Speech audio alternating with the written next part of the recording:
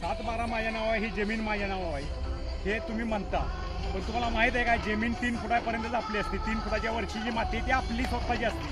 समजा चुकून त्या जमिनीच्या खाली जर तुम्हाला बॉक्साईटची खाण लागली किंवा मॅग्नेशियमची खाण लागली तर ही जमीन तुमची नाही. गव्हर्नमेंट याच्यावर लगेच ताबा करू शकतं. दुसरी गोष्ट, गव्हर्नमेंट काय म्हणते, 3 फुटाच्या खाली पाईपलाईन ने, तुम्हाला कुठलाही शेतकरी अडवणार नाही.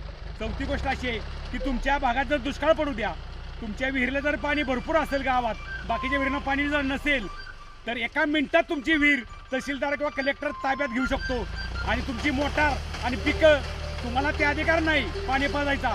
3 फुटाच्या खाली जे पाणी आहे ते गावासाठी पिण्यासाठी काढून देतो.